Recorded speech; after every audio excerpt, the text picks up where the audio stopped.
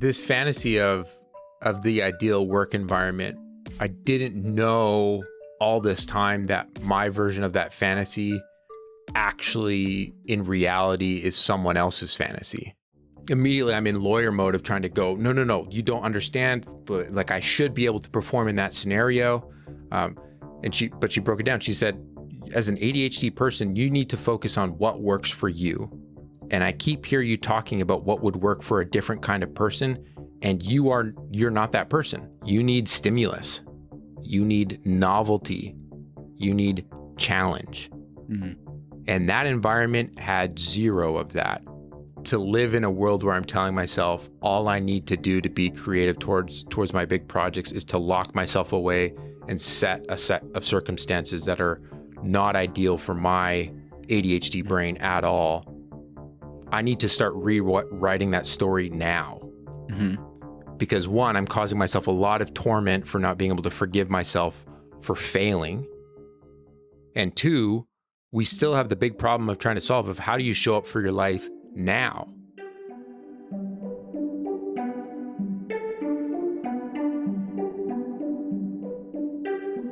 Jesse, some of your text messages in the last 48 hours. Not that I get concerned, but I was a little nervous for you because, I mean, it sounds like some fumes were kind of getting to your head, and you weren't making a whole lot of sense in the last 48 hours. Yeah, fair. I've been painting nonstop for the last week. We repainted this whole studio, including the floor, the walls. I also painted my bedroom. So I would just paint here and go home and paint again. So I've just been certainly huffing paint fumes. That's one of the things I've huffed. Can I just guess the way that this went? There was something that you were supposed to be working on, and then you just immediately were like, I would like to not work on that, and just started tearing everything apart. Because you sent me a photo of your shipping container yesterday, and every single thing was out of it. It was completely empty. It out completely. Yeah. What's funny is when I'm vacuuming the warehouse, Josh will step out and be like, "You got a deadline?" I'll be like, "Screw off, man." It's like people know as soon as I start doing things I wouldn't normally do, it's because I'm avoiding doing the thing that I should be doing. How are you? How have you been doing? Somewhere between the greatest of all time and just the pits of hell. I'm not quite sure. It's been a real my wife and I have been talking about this so much where sometimes you have seasons of chaos or whatever. I feel like we've been going through that every day where you have a great day and you're like, wow, man, things are really turning around. And then the next day is worse. And you're like, what is happening? You were just like, beep, beep, boop, boop. And then creatively, I'm painting a lot. That's kind of what if that says anything about how I feel creatively lately, it's that I'm watching paint dry. I'm literally watching paint dry.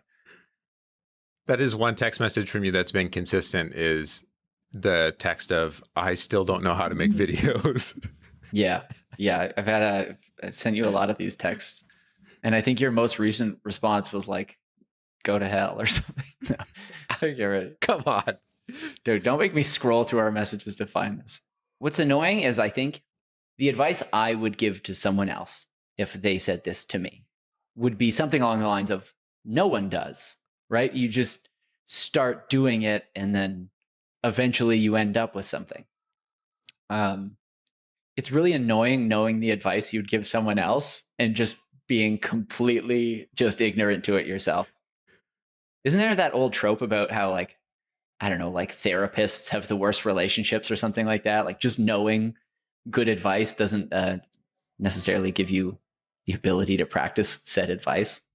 Yeah, or gardeners have the worst gardens, or doctors have the worst health, or it's the very hurtful one, those who can do and those who can't teach or something like that. I think about that all the time. So do I, but I think the first time I heard it, I thought it was ha ha ha funny, and now I'm like, oh, teaching is so hard. Mad respect to teachers. I think It's easy to be like, yeah, you don't actually do it. I'm like, yeah, but maybe teaching it is. Yeah, I think that's harder. Where the distinction of true teaching versus just whatever the filler noise is. Yeah. I mean, I'm sure we've all had examples of like great teachers and awful teachers. And the great teacher is like, that's a lot of work, right? To be that engaged with your students and to actually care that they learn the thing they're supposed to learn. So mad props to teachers. Hey, friend, welcome to the Make Stuff Club, the show for dysfunctional creatives, where the goal is simple: make good stuff, make some money, and as much as possible, avoid self-sabotaging your work, your relationships, and your life in the process. I'm joined by Jesse. Hello. And I'm joined by Levi. You're joined by me. Levi, I got a question for you before we get started. Do you think we've become more dysfunctional since we've started this podcast? I can say categorically, for me, no. Oh. That was not the case in the arc of the first several episodes. It kind of was like a small little touch-in document of my decline. But I'm hoping to have some encouraging, at least insights, not from me, but from other people in my life that have. It's always annoying when the little things make a big difference, but they really do. And so I'm hoping to at least give some thoughts behind that. But I feel like your answer might be different. Was that a leading question? Have you got more dysfunctional?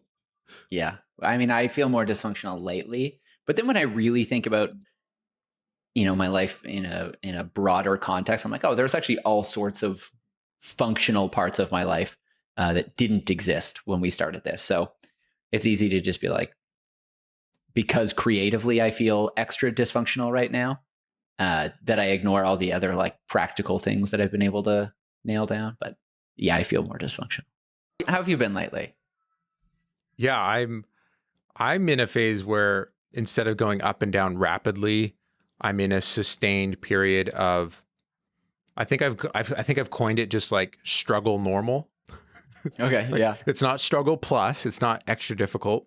It's not effortless and I'm not on that cloud nine full of ideas doing a lot of things, but there's responsibilities that I need to be looking after and I'm showing up in my own life to do them. And I think maybe a better way to put that is since we've last talked, there's been, I mean, that was weeks ago, there's been 0 days. And what I mean by that is the days in my life that I don't show up at all. So, I mean, I'm fully on board with rest. I love rest. I love hanging out with my kids. I love playing. I love going out and doing stuff. And how miserable it is when you're behind on stuff and you allow the overwhelm to seep into every area of your life. So even on the days you have set aside for rest, you're not actually showing up and doing rest properly either. I think this concept of 0 days we should continue to flesh out and circle back on, because that is the frustration I have with myself when I'm in a slump of multiple 0 days in a row. And I think having that self-talk with myself of, it's okay to have 0 days. That is so normal, so okay. And then allowing yourself when you're in those sequences of 0 days where you just feel completely in a slump, completely fogged out, allowing yourself to do the soft reset of even just the smallest thing. And it's just a classic ADHD thing where I want to do the biggest, most amazing change of all time. And it's usually the small actions that make quite a big difference. Yeah. And I'm perpetually in that state of being like, you know what, I should start 30 days of waking up at 5 a.m. and doing a cold, it's like, I always want to do everything at the same time, or 0 days. And the annoying part is that sometimes riding that wave works really well. And we have these experiences where we were able to ride that wave of momentum and lock in on a 30-day challenge, lock in on some big life sweeping change, lock in on deleting all the apps from your phone for a period of time. Like we have these memories of being able to do that in the past, and in some ways it worked. And so we don't want to remove our ability to do those big momentum swings, but when we're expecting that to get out of a hole, you have to have a big momentum swing. That's a big burden to place on yourself. Absolutely. Yeah. Well, because you don't always get to control, all the circumstances surrounding, whatever deadlines you're working under or whatever constraints you're working under, or even your ability to implement that kind of like big swing. And to an extent, the ADHD part is very helpful for that, right? Because it can, kick into hyperdrive once it's feels like all the options have run out and all the time has run out. But I'm sure we've talked about this. That's the real danger, though, is like perpetually learning the lesson that, like, you know what? I can burn myself down to the bone and then still pull through at the last second. And it's a hard thought to hold because that is both true and probably not a good like lesson to teach yourself. So like I want to be like, yes. However, let's try not to rely on that. Let's let that be the backup plan. Yeah, there's so many feelings and thoughts about that, but I think the scariest part for me, last year, my ability to show up for myself under that immense stress pressure stopped working. Yeah. And that, at the risk of suddenly getting incredibly emotional, that was a very scary thing for me because up until that point, since I was a kid, I could always light the stress of fire, the fire of stress. I could light that rocket right in the right conditions when you're on the deadline, when people are expecting things from you, when you don't want to fail. I could ride that stress rocket. Once the rocket got going, I could finish anything. And so it was always a disappointment that I couldn't get it done earlier, but I still always got it done. Yeah, last year was the first year in my life where that stress rocket completely broke for my external obligations, for my obligations to myself, like all across the board. It wasn't just passion projects. It was every single external obligation could no longer activate my stress rocket. And I thought, oh no, I'm officially broken. Can I ask you a question about that? Yeah. Like, I don't know, maybe this is a lot, but like those kind of moments, does that moment feel linked to you to like bouts of depression? Like, I'm curious to know if maybe like it's like the rocket won't launch if, I don't know what a good rocket launch metaphor would be for depression. So if you're depressed. Yeah, my internal gauge of what depression even is, I'm realizing, I mean, we culturally, I guess we have different barometers of, I'm using all these barometer gauges, compasses words right now, and I'm just you're such an outdoorsy guy. You're literally recording this podcast from the cockpit of this like single propeller plane over the mountains. I don't have a good sense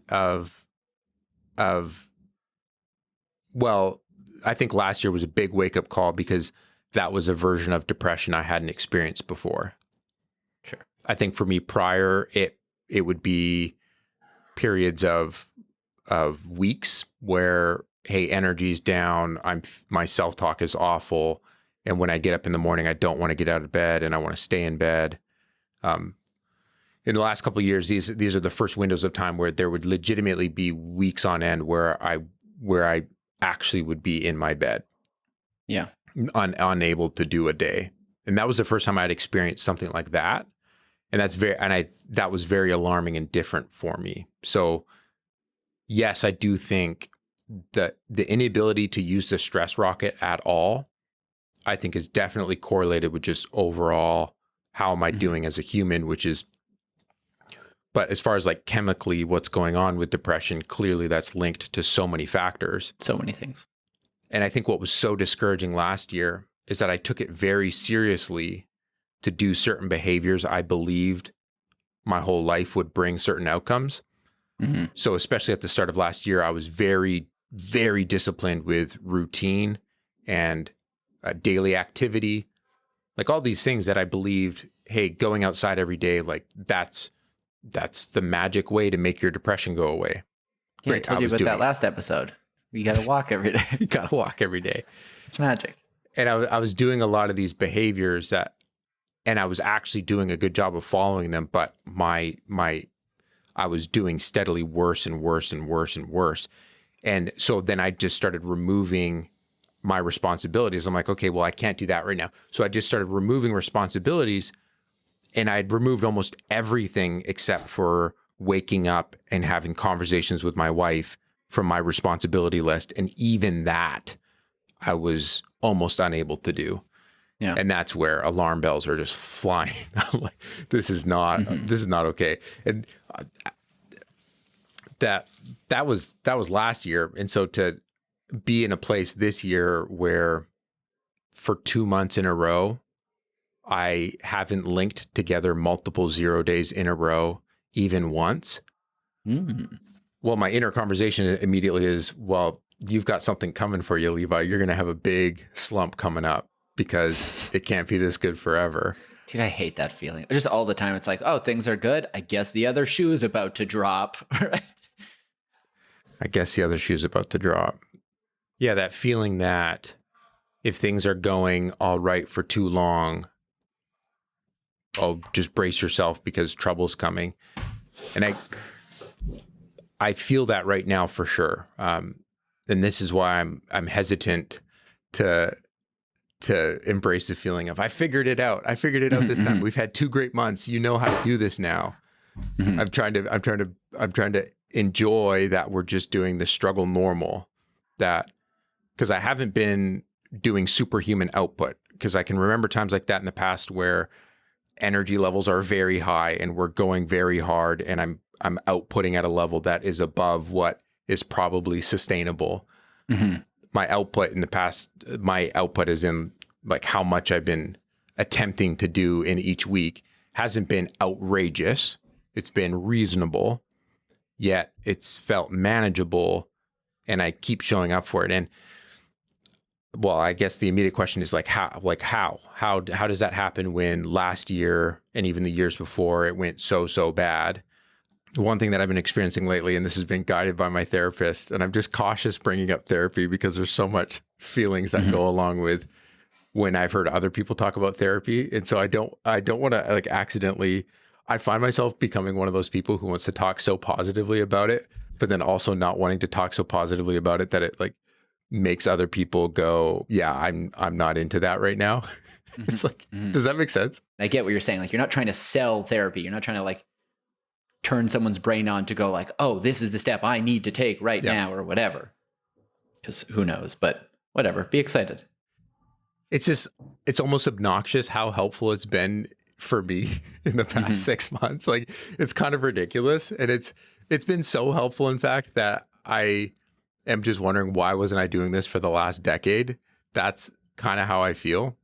And I've got reasons for that. I mean, the cost being a big one. Therapy is massively expensive. It's a huge investment. But it's just such a common experience for me to be ending a session of therapy and to have the therapist point out something in the way that I was speaking about something that I couldn't see myself. And then to have my gut reaction to be immediate defensiveness or wanting to explain it, to go, no, like that's not the full picture. It can't be that simple. Here's all the other factors that you need to be considering. Like, it's more complicated, but the call's over. So we got to end it. And then I go about the next 24 hours, 48 hours, and then the brain starts to synthesize and kind of think through this observation that someone outside of you had on your own thinking. And you are able to go, oh, hey, that actually might be true. You know, I might not be able to be the most accurate person at assessing my own thoughts as I think I am. Yeah. And sometimes saying those thoughts to another person whose job it is to help you think better, sometimes their observations might genuinely be good and be helpful. Yeah. Do you want to dive into any of that? Like, well, I of think the observation itself, or? Yeah, I want to jump off our conversation last time. So we were talking about the benefit of something like a commute. Yeah. And how just like a daily small action can just build space into your life where you don't have to do some heroic act to participate in it. It's not like you're going for a 3-hour bike ride or run. It's something as small as walking out of your house and doing a commute to a place of work.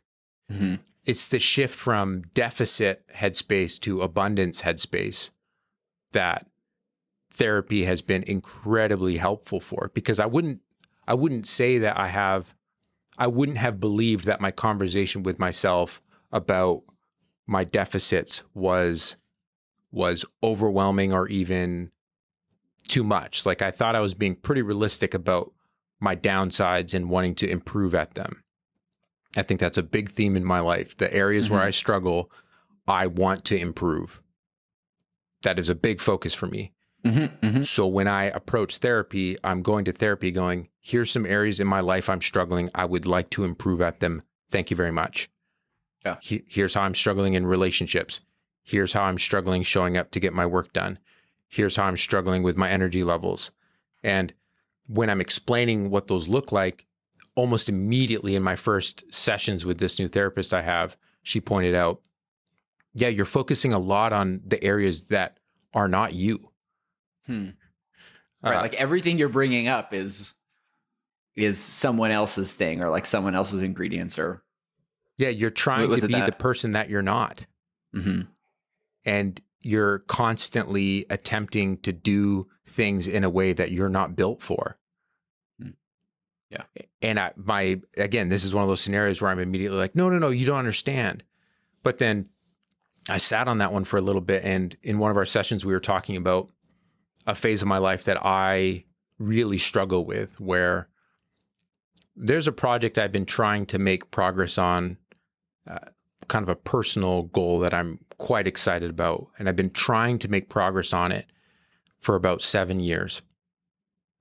And I think of it kind of in the way that I'd imagine an author wants to write a book. Like, for me, it's kind of a book style project where there's a lot of focused effort required. It's not urgent, but it's really important to me to make progress on it. Yeah. And I had a phase in my life where I thought was the perfect scenario to work on it. I don't know about you, but do you remember the first time you heard Bon Iver? I remember the first time I listened to Bon Iver. I don't know when I first heard it, because like forever ago or whatever, like we used to listen to in cars with friends and stuff. But I do remember the first time I put it on for myself and listened. My older brother was definitely more of a hipster than I was. And he's also a musician, and he's wildly gifted at songwriting. And his taste in music always would filter down to me. So he was listening to Fleet Foxes, the Decemberists, Bon Iver. And I remember that was such a contentious thing in grade 9 when people would say, oh, the Bon Iver. And it's like, no, it's Bon Iver. Bon Iver. No, I don't even. Now I'm wondering in my head if I'm even saying it correctly. I'm not a true fan. I've never seen him play live, but I bring him up because I remember hearing about how he locked himself away in a cabin and wrote that album. That first album that I heard that I really, really enjoyed. And I think there's that fantasy both built in by culture and my own headspace of one day, like how beautiful, how simple would life be if there's things I want to make and I could just go to a cabin in the woods, be away from all life's stresses, there's no stress from life. And I could just be in the cabin and I could do the thing for months on end, and I would be being an artist. It's certainly a very romantic thought, but I have a feeling you're going to maybe break down why this romantic thought perhaps wasn't all it's cracked up to be. Or is that a vision that you've had for yourself though? Have you ever wondered? Absolutely. Explain what your version looks like. Well, okay. So even this space now, like we're still constantly working on Evil Empire and our shipping container offices. And this has always been a thing where like, that's kind of the dream, is like, oh, I have a space that has like huge space where I could shoot any type of video. Like limitations are like squashed. I can have my own privacy and like really crack down. And then it's basically still feels the same as other setups. I still have the same struggles of like, how do I put the pen to paper and on this book, or how do I start the editing on the project? All of the actual barriers between me and creativity, they basically still exist.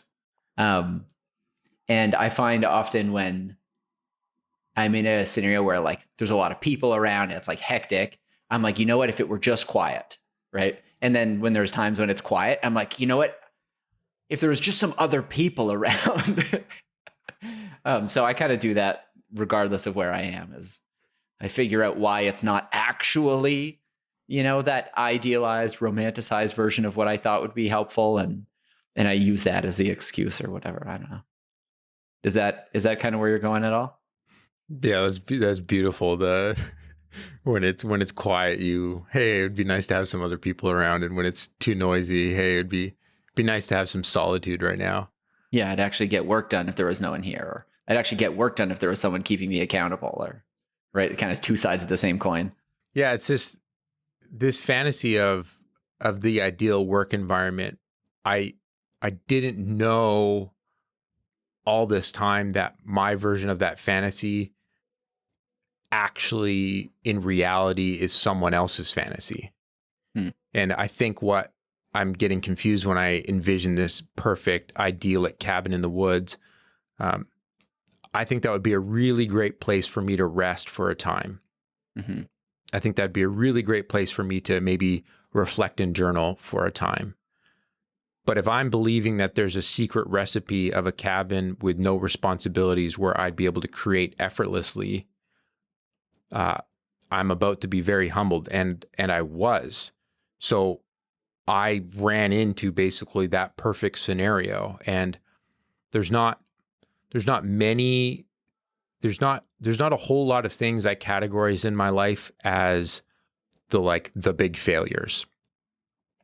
And one of my big failures, which has been very challenging for me to be okay with and even understand, is I essentially had 8 months with no responsibilities, no external obligations, in a cabin, in the woods, next to the ocean, in the forest. My van was there. Mm-hmm. My wife was there. And I had 8 months where I could finally put some of my energy towards this big thing that I wanted to make progress on, this big long-term project. And I mean, it went really, really bad. I kind of expected that to be the case. After all this buildup. Yeah. It went so bad. I found a way to do anything but that. Mm-hmm. I drove 2 hours to the next town halfway through the year to buy a Nintendo Switch to play a video game. I don't video game, Jesse. Was it Breath of the Wild though? It was Breath of the Wild, and it was so good. It's so good. What a magical experience. Right now. Yeah. I was looking for any ability to escape my reality, and I could not show up for myself, even in the smallest of ways. And I was trying to implement all the things that I had learned to that point of scheduling, breaking down into small pieces, but the ability to get the engine of my life going in that environment to create felt like the hardest thing I could ever imagine doing, which is such a far cry from the fantasy in my head of, if only I could get to this environment, creating would be so easy. And I found myself in it, and it was not good. The big light bulb moment for me, and the reason to spend so much time unpacking this story, is I was reflecting on it in my therapy sessions, where I was explaining just how challenging that is to forgive myself for failing at that so badly. Because I basically had an 8-month window where I did not even make more than an inch of progress towards this project. Of course, in the first couple of weeks, like I outlined, I did everything but the actual work itself. So I did busy work, but I didn't actually make true progress. So I was doing things, but I wasn't doing the true making. The goal of this show, the Make Stuff Club. I wasn't showing up for the club. And I was lamenting about that, and just how hard that's been for me to see. I see that as like a black stain in my life. And this was within the last 5 years. And so it's very hard for me to, and I think that period triggered a lot of the big struggle of the last 3 years for me. That period, I think, was the beginning of it for me, especially. And I don't think the fact that March 2020 was immediately after that was, I don't think that helped the fact that we entered a unique phase in existence in North America and the world. But I was unpacking it, and this is one of those moments where my therapist pointed out and was like, can I just stop you for a sec? And how I was like, okay, yeah, you can stop me.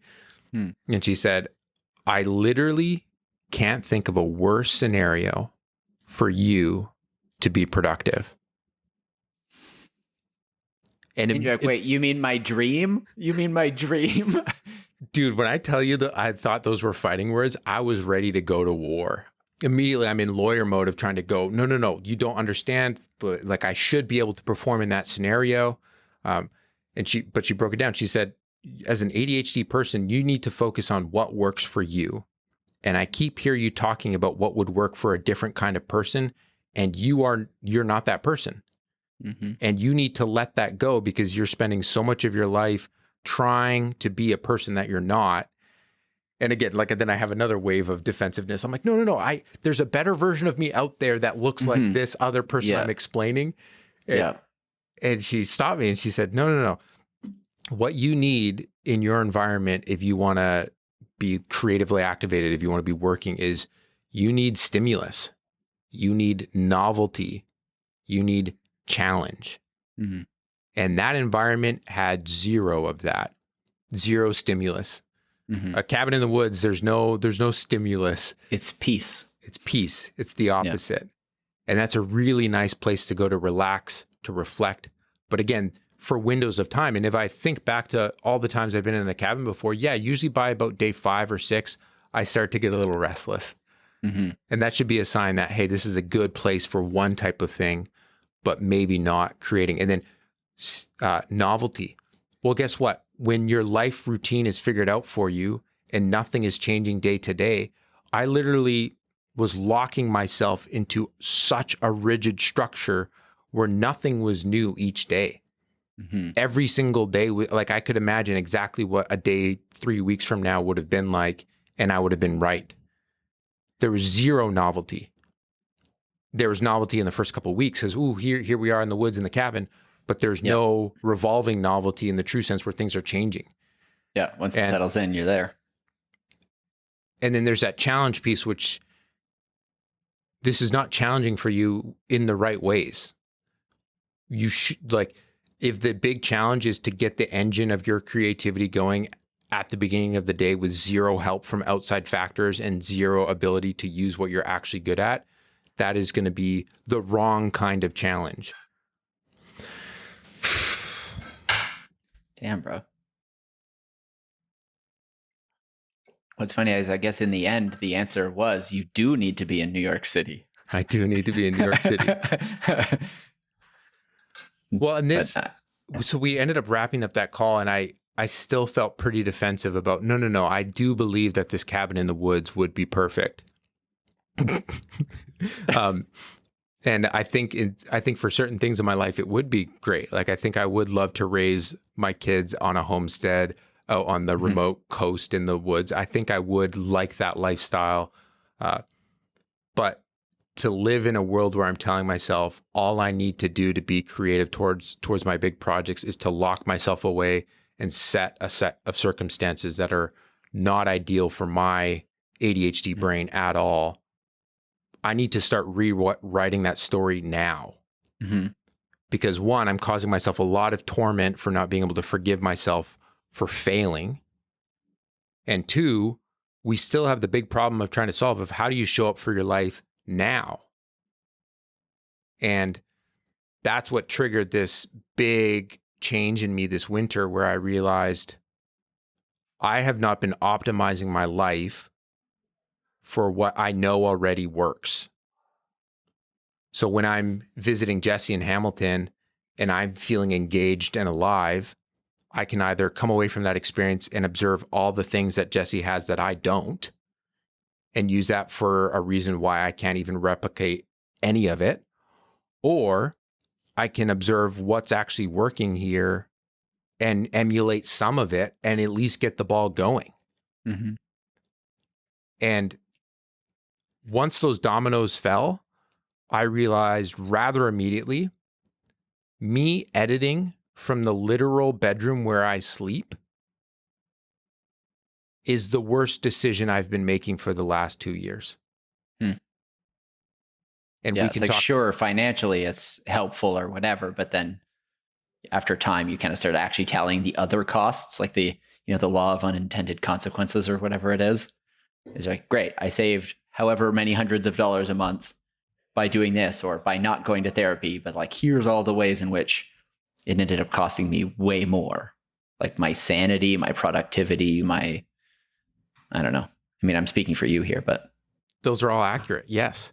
yeah. And I'm I a had this genius. amount of pride that, I was saving money, not renting a studio. So that way the money that I save, we can invest in things like our camper van. And then we can do these extended periods of unconventional life where guess what? Life in the camper van has all those factors I was talking about. Yeah, Novelty, novelty. stimulus, Yeah, challenge. They're all super present, which is why I flippin' love traveling around in my van and making videos. And I get so much done when I'm traveling in my mobile studio. It is ridiculous. But that is not normal life when I'm starting a family. Yeah.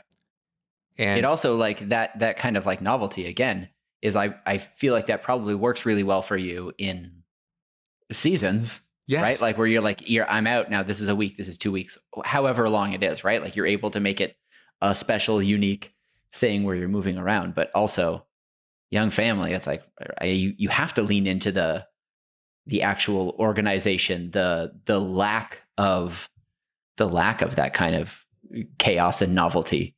Like kids don't really need novelty all that much when they're young. I don't think they need stability.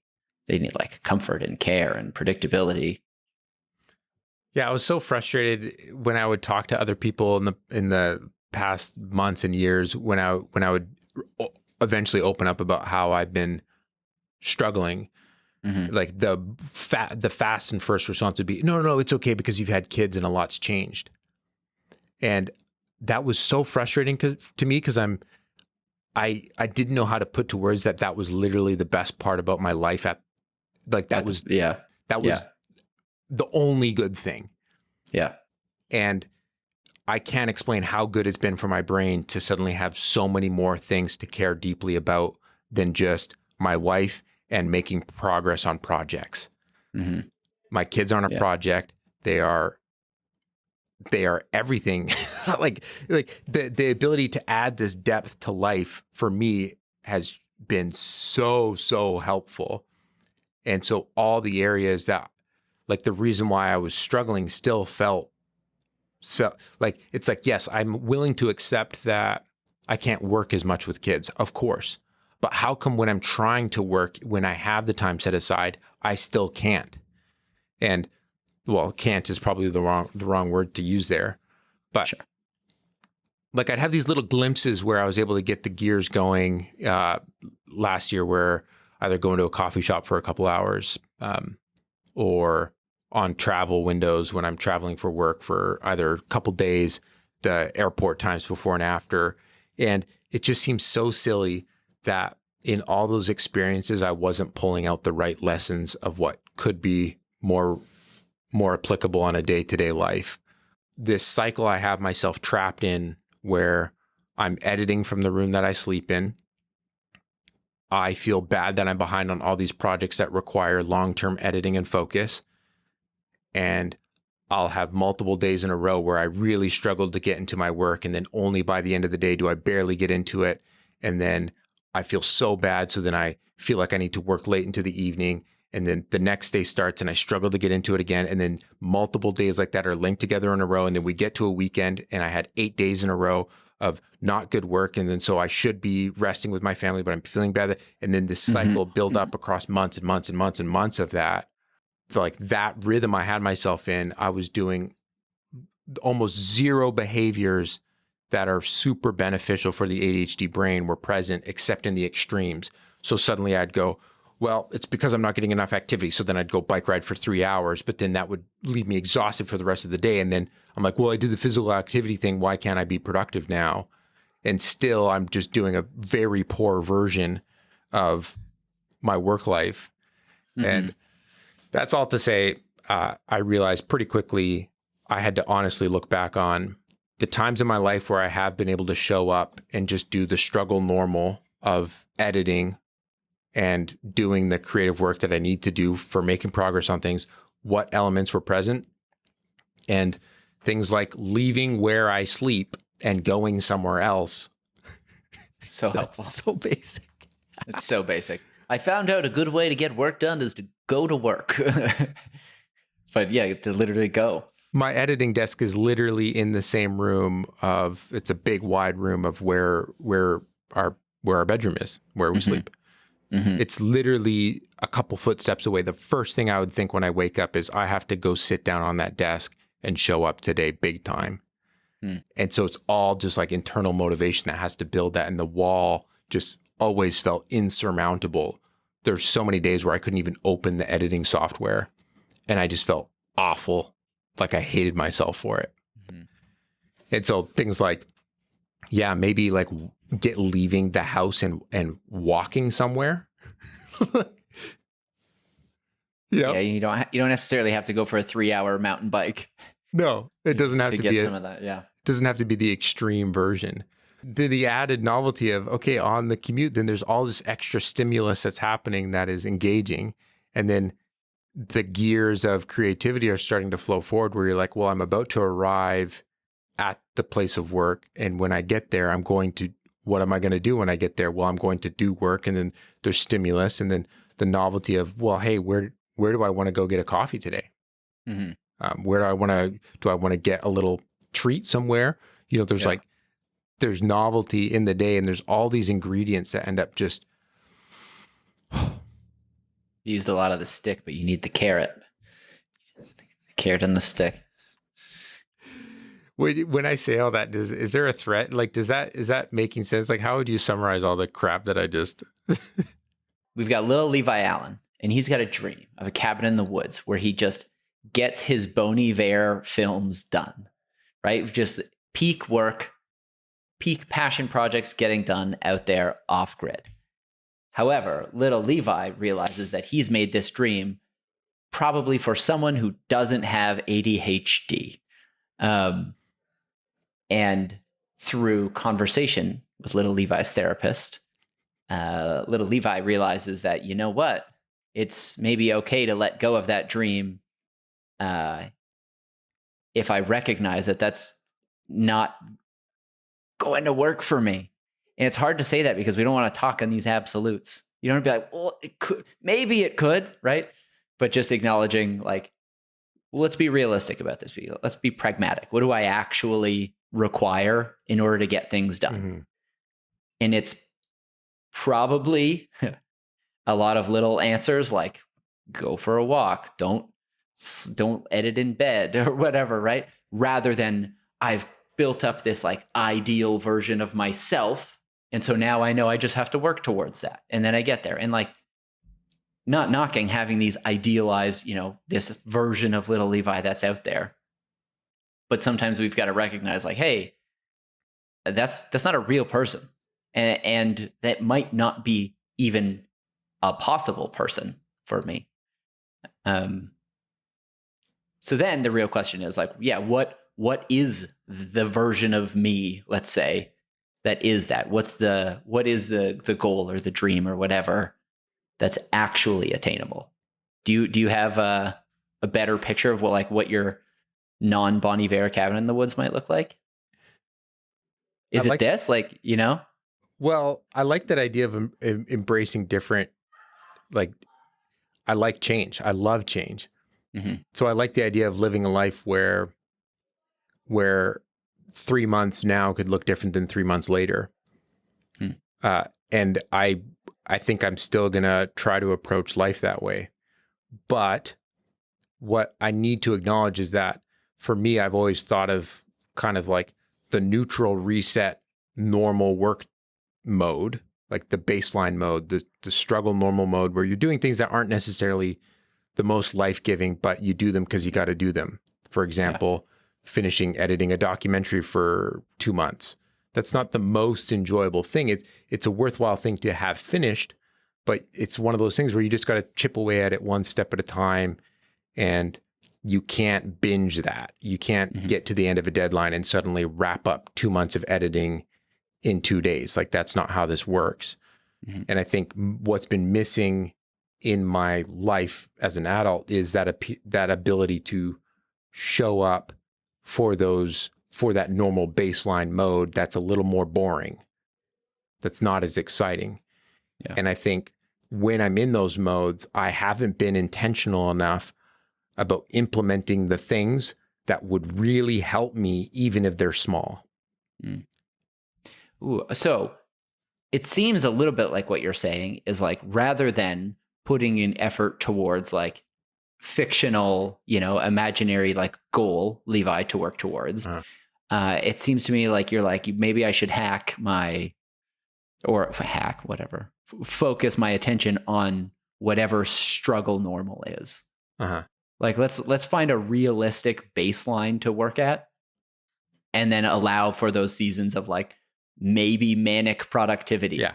and the seasons of, a 0 day here and there. Yeah.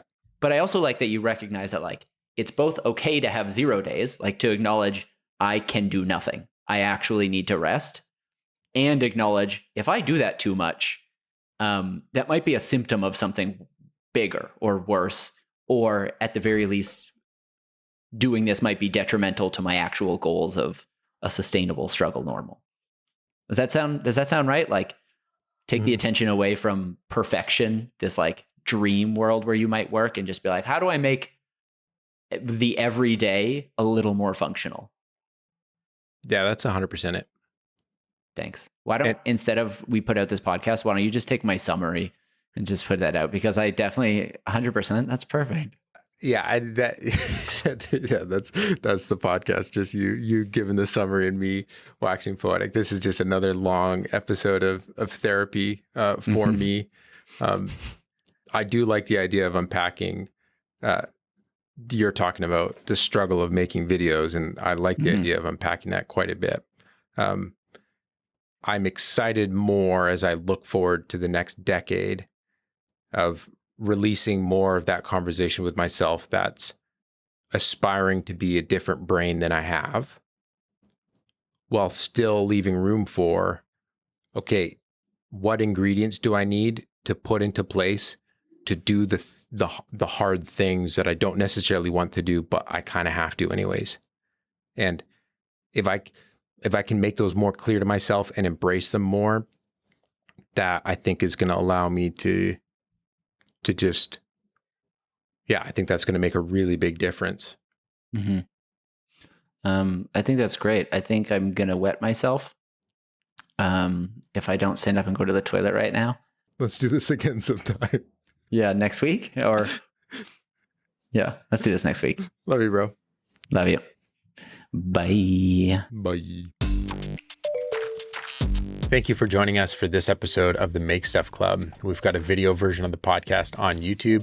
And the benefit of that, even if you listen to the audio versions, is that we've got highlights that we're going to be uploading there. It's kind of short, bite-sized little nuggets to, contribute to your week and your creative journey. Our theme music is by the mysterious Breakmaster Cylinder. This has been this episode of the podcast, and we'll catch you in the next one.